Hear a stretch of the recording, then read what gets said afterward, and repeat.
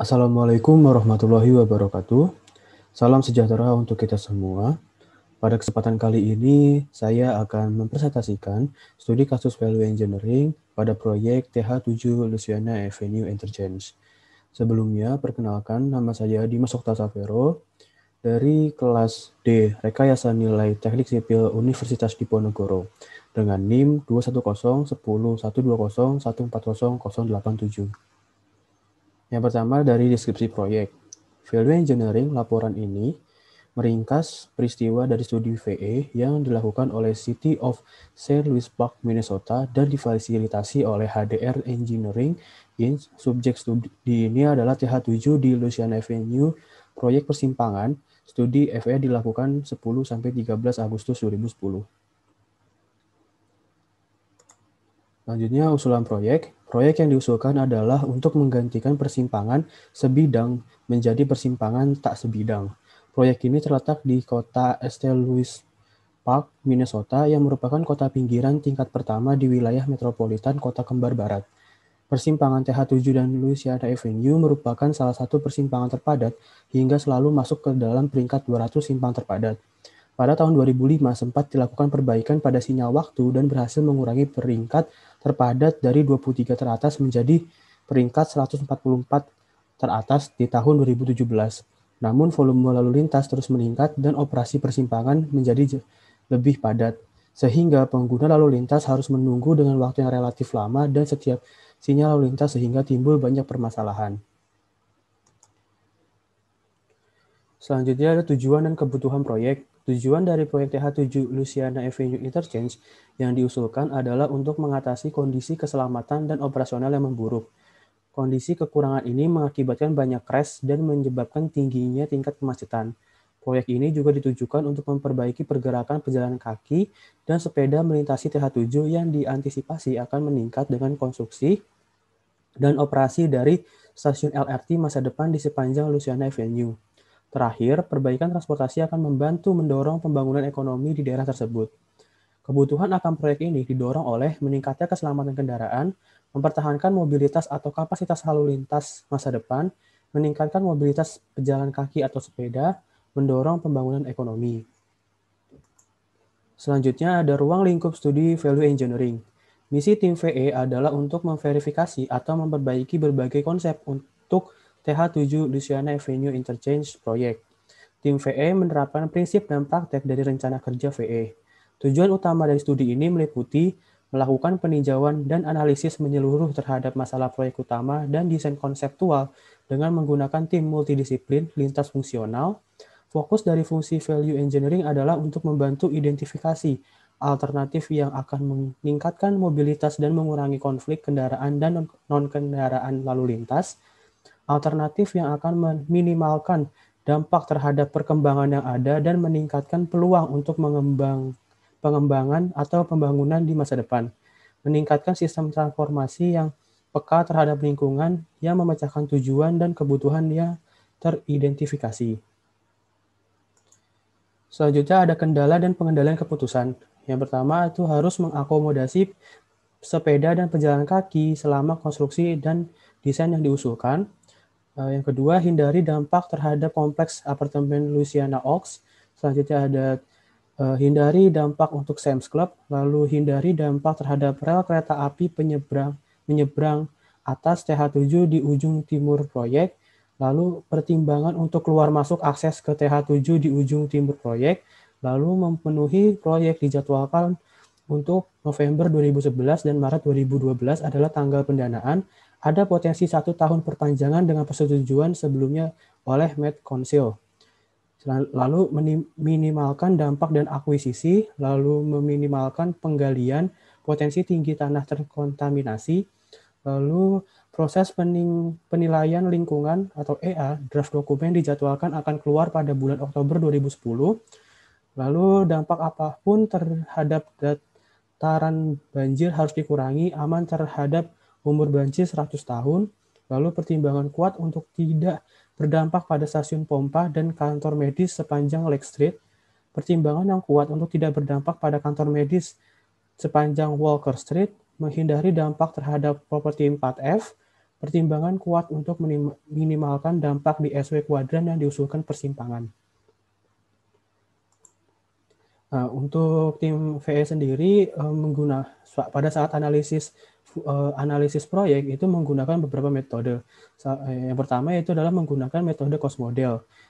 Metode ini yaitu adalah mengurutkan biaya dari yang terbesar hingga terkecil. Biaya tersebut adalah biaya-biaya kebutuhan atau item yang dibutuhkan pada proyek TH7 Louisiana Avenue Interchange. Dapat dilihat bahwa roadway memiliki biaya terbesar yaitu sebesar 33% dari total. Dan di sebelah kanan merupakan grafik dari tabel yang ada di sebelah kiri. Selanjutnya ada analisis fungsi. Analisis fungsi ini mengubah elemen proyek menjadi fungsi yang menggerakkan tim VE secara mental menjauh dari desain asli dan membawanya ke konsep fungsional proyek. Dan dapat dilihat pada proyek ini, analisis fungsi terdapat pada tabel, dan kita dapat mengetahui item apa saja dan fungsinya apa saja. Selanjutnya ada metode diagram fast. Diagram fast akan memberikan tim VM pemahaman tentang alasan desain proyek dan fungsi mana yang menawarkan peluang terbaik untuk adanya perbaikan biaya atau kinerja. Dapat dilihat di bawah adalah merupakan diagram fast pada proyek TH7 Louisiana Avenue Interchange.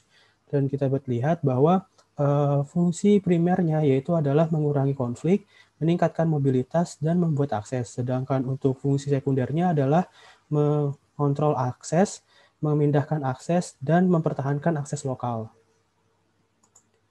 Selanjutnya ada evaluasi ide. Tim VE sebagai kelompok menghasilkan dan mengevaluasi gagasan tentang cara untuk melakukan berbagai fungsi. Daftar ide dikelompokkan berdasarkan fungsi atau elemen proyek utama. Ide ini dibahas sepenuhnya tentang keuntungan dan kerugian masing-masing terdaftar. Proses evaluasi mempertimbangkan 7 atribut yang dianggap sebagai aspek kunci dari kinerja proyek, yaitu yang pertama ada operasi utama atau MO, yang kedua ada operasi lokal atau LO, yang ketiga ada maintainabilitas atau M, lalu ada dampak konstruksi atau C, lalu ada dampak lingkungan atau E, lalu jadwal proyek S, dan resiko atau R. Lalu ada rekomendasi ide. Setiap rekomendasi yang diberikan terdiri dari ringkasan terhadap konsep asli, perubahan yang terjadi akibat dari ide, kelebihan, kekurangan, perbandingan biaya, perubahan performa, dan perbandingan antara konsep asli dengan konsep baru, dengan tambahan ide yang baru. Tim VE mengusulkan total 44 ide baru untuk proyek ini. Ide tersebut dibandingkan terhadap konsep dasar baseline yang dikerjakan oleh tim proyek. Konsep terbaik selanjutnya akan dikembangkan lagi oleh tim VE. Dari ide-ide yang ada, tim VE memberikan 8 rekomendasi yang menghasilkan penghematan bersih atau net cost saving sekitar $3,9 juta sampai $5,1 juta, serta performa yang diberikan meningkat 7-11 $. Nah, dapat dilihat ini adalah tabel dari rekomendasi yang diberikan, 8 rekomendasi yang diberikan oleh tim VE. Yaitu yang pertama ada ground improvement, lalu yang kedua ada lightweight fill, ada yang ketiga ada pile support fill, yang keempat ada reinforced slope, yang ketiga ada single line roundabouts, yang keenam ada remove median on Louisiana Avenue, lalu yang ketujuh ada take urban diamond interchange, dan yang kedelapan ada single point roundabout interchange. Dan untuk total penghematan biayanya yaitu adalah $3,9 juta sampai dengan $5,1 juta. Dan untuk peningkatan performanya yaitu 7 sampai dengan 11%. Baik, selanjutnya rencana strategi implementasi. Dapat diketahui bahwa semua rekomendasi yang diberikan tidak sepenuhnya dapat dilakukan. Untuk itu tim VE untuk implementasinya itu membuat 3 skenario, yaitu skenario A, skenario B, dan skenario C. Dapat dilihat bahwa skenario A tidak menggunakan rekomendasi ke-7 dan ke-8, yaitu take urban diamond interchange dan single point roundabout interchange. Maka terjadi penghematan pada skenario A yaitu sebesar $4,1 juta. Selanjutnya skenario B itu tidak menggunakan rekomendasi ke-5 dan ke-8, yaitu single lane roundabouts dan single point roundabout interchange. Maka pada skenario B terjadi penghematan sebesar 5,1 juta dolar. Selanjutnya pada skenario C tidak menggunakan rekomendasi ke-5 dan ke-7, yaitu single lane roundabouts dan tight urban diamond interchange. Maka pada skenario C terjadi penghematan sebesar 3,9 juta dolar. Selanjutnya ada tahap konstruksi. Tim VE juga harus mempertimbangkan bagaimana skenario dan ide terpilih dapat terlaksana saat konstruksi. Ketika profil pada Louisiana Avenue diturunkan, maka pelaksanaan konstruksi akan bertambah rumit karena manajemen lalu lintas harus diatur agar tidak mengganggu. Berikut rekomendasi untuk pengaturan lalu lintas saat konstruksi berlangsung. Yang pertama ada rekomendasi S1, merencanakan bundaran sementara pada Tenggara dan Barat Laut, pindah perempatan pada Louisiana Avenue dan TH7 ke perempatan Lake Street dan TH7, pelaksanaan konstruksi di TH7 1,5 pada satu waktu. Lalu ada rekomendasi S2, yaitu memindahkan lalu lintas pada TH7 ke selatan atau jalan sementara, kemudian pelaksanaan konstruksi TH7 secara keseluruhan. Lalu ada rekomendasi S3, yaitu memindahkan lalu lintas pada TH7 menggunakan Lake Street, kemudian pelaksanaan konstruksi TH7 secara keseluruhan. Lalu yang terakhir ada rekomendasi S4, yaitu memindahkan lalu lintas Louisiana Avenue ke timur pada saat profil direndahkan. Selanjutnya ini adalah rekomendasi yang telah diberikan oleh tim VE. Yang pertama adalah perbaikan tanah dengan fungsinya itu memindahkan tanah. Konsep aslinya yaitu adalah memindahkan tanah yang terkontaminasi serta gambut yang menggantikannya dengan tanah uruk. Diasumsikan bahwa ini membutuhkan sheeting dan shoring sementara untuk menjaga proses pengerukan yang stabil. Kedalaman sekitar 35 kaki di barat jembatan. Nah, untuk konsep rekomendasinya yaitu menggunakan metode ground improvement daripada pengerukan tanah gambut. Untuk keuntungannya yaitu adalah mengurangi terbuangnya tanah yang terkontaminasi, memiliki efek pengawetan, mempersingkat jadwal, mengurangi tanah uruk, mengurangi kebisingan, mengurangi settlement pada tanah. Namun untuk kerugiannya membutuhkan waktu untuk disubkontraktorkan resiko terhadap gelombang tanah di luar area konstruksi. Lalu untuk konsep awal membutuhkan biaya sebesar 4,4 juta dolar, sedangkan untuk konsep rekomendasi hanya membutuhkan biaya sebesar 2 juta dolar, sehingga terjadi penghematan sebesar 2,4 juta dolar. Nah, berikut adalah beberapa metode ground improvement yang dapat digunakan. Antara lain adalah deep soil mixing, stone columns, fibro compaction, blast desiccation, dynamic deep compaction. Selanjutnya, rekomendasi kedua yaitu lightweight fill, dengan fungsinya memindahkan tanah. Konsep aslinya yaitu memindahkan tanah yang terkontaminasi serta gambut dan menggantikannya dengan tanah uruk. Diasumsikan bahwa ini merupakan sheeting dan shoring sementara untuk menjaga proses pengerukan yang stabil. Kedalaman sekitar 35 kaki di barat jembatan. Konsep rekomendasinya menggunakan urugan atau timbunan ringan yaitu EPS geoform atau pecahan ban. Untuk keuntungannya mengurangi terjadinya settlement, mengurangi pengerukan tanah gambut, mempersingkat jadwal, mengurangi tanah uruk. Sedangkan untuk kerugiannya membutuhkan desain yang rumit untuk bagian lain seperti drainase, guardrail, dan lain-lain. Resiko terhadap foam maupun petroleum. Untuk biayanya pada konsep awal itu membutuhkan biaya sebesar 4,4 juta dolar, sedangkan untuk konsep rekomendasi ini membutuhkan biaya hanya sebesar 2 juta dolar. Maka terjadi penghematan sebesar 2,4 juta dolar. Berikut adalah detail dan gambar untuk pemasangan geoform. Selanjutnya rekomendasi yang ketiga yaitu adalah pile supported fill dengan fungsinya yaitu memindahkan tanah. Konsep aslinya yaitu adalah memindahkan tanah yang terkontaminasi serta gambut dan menggantikannya dengan tanah uruk. Diasumsikan bahwa ini membutuhkan sheeting dan shoring sementara untuk menjaga proses pengerukan yang stabil. Kedalaman sekitar 35 kaki di barat jembatan. Konsep rekomendasinya menggunakan tiang pancang atau drilling pile menggunakan auger cast pile pada area dengan tanah yang bertekanan. Untuk keuntungannya yaitu adalah mengurangi pengerukan atau ekskavasi, mengurangi maintenance jangka panjang, mengurangi resiko pekerjaan jembatan, mengurangi biaya berlebih. Untuk kerugiannya yaitu adalah polusi suara, lalu membutuhkan koordinasi dengan sheet billing yang akan dibutuhkan pada konstruksi jembatan. Untuk biayanya, pada konsep awal itu membutuhkan biaya sebesar 4,4 juta dolar, sedangkan untuk konsep rekomendasinya membutuhkan biaya hanya sebesar 1,9 juta dolar. Maka terjadi penghematan sebesar 2,5 juta dolar. Berikut adalah untuk gambar pada pile support field. Nah, itu adalah pembangunan kolom mendukung tanggul jalan dengan distribusi beban pada platform geosintesis bertulang. Selanjutnya, rekomendasi yang keempat yaitu adalah penguatan lereng, yang fungsinya yaitu memindahkan tanah. Untuk desain aslinya, menggunakan dinding cantilever beton cast in place atau CIP apabila dibutuhkan. Untuk konsep rekomendasinya, menggantikan cast in place concrete atau CIP, atau yang bisa disebut dengan pengecoran langsung di tempatnya dengan reinforced steppen slope atau RSS.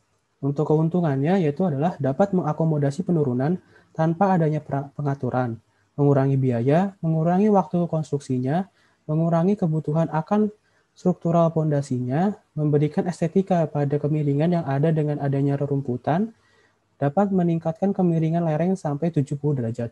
Untuk kerugiannya, adanya peningkatan akan pemeliharaan. Untuk biaya, pada konsep awal ini membutuhkan biaya sebesar 2,2 juta dolar. Sedangkan untuk konsep rekomendasi hanya membutuhkan biaya sebesar 1,1 juta dolar. Maka akan terjadi penghematan sebesar 1,1 juta dolar. Berikut adalah untuk gambar dan konsep desain dari reinforced slope. Selanjutnya, rekomendasi yang kelima yaitu bundaran lajur tunggal. Untuk fungsinya yaitu merekonstruksi jalan kota. Konsep aslinya, rencana dasar saat ini memiliki 2 jalur di setiap arah pada Louisiana Avenue yang menghubungkan bundaran utara dan selatan. Kedua bundaran memiliki 2 jalur.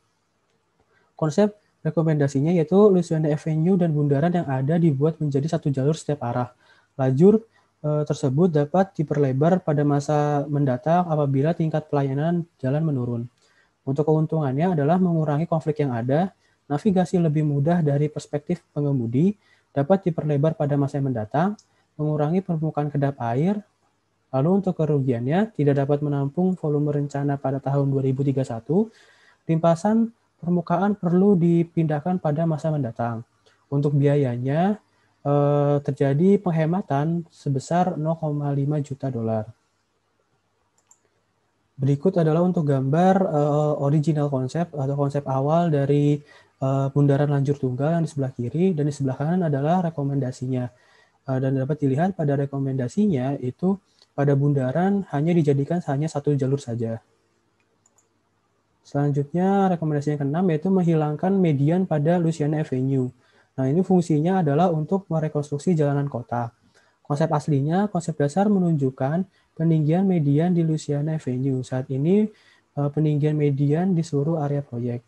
Nah, konsep rekomendasi, median yang ditinggikan dari desain untuk lebih memberikan kesan nuansa lingkungan pada jalan yang berpotensi memberikan efek traffic calming serta permukaan yang lebih mampu menyerap air.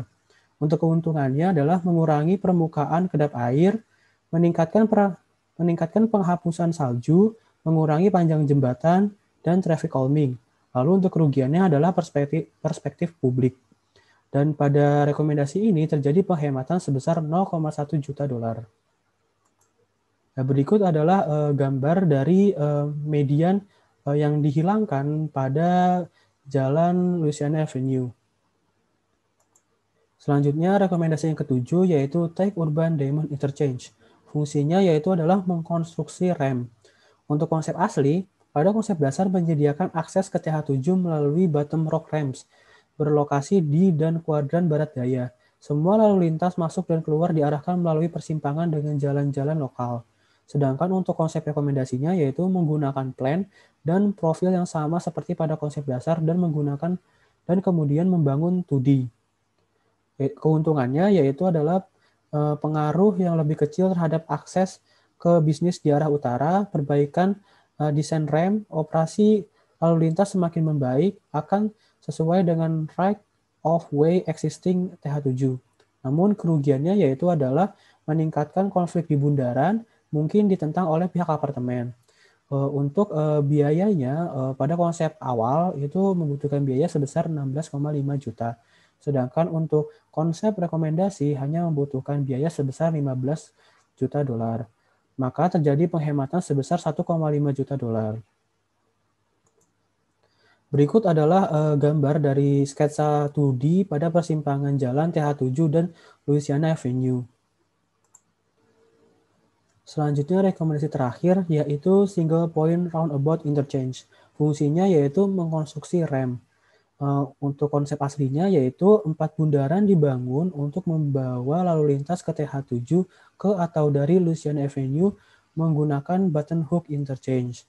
Sedangkan untuk konsep rekomendasinya yaitu bangun persimpangan bundaran titik tunggal dengan bundaran jalur tunggal konvertibel yang mengakomodasi lalu lintas jalan ke atau dari TH7. Dari keuntungannya yaitu meningkatkan familiaritas pengemudi, mengurangi dampak hak jalan, memperbaiki desain rem, dan operasi lalu lintas semakin membaik. Sedangkan untuk kerugiannya yaitu membutuhkan struktur jembatan yang lebih panjang agar pas dengan bundarannya. Pada rekomendasi ini terjadi penghematan sebesar 0,3 juta dolar. Berikut adalah sketsa gambar diameter 200 pada footprint yang diusulkan. Sekian dari saya. Terima kasih atas perhatiannya. Kurang lebihnya mohon dimaafkan. Wassalamualaikum warahmatullahi wabarakatuh.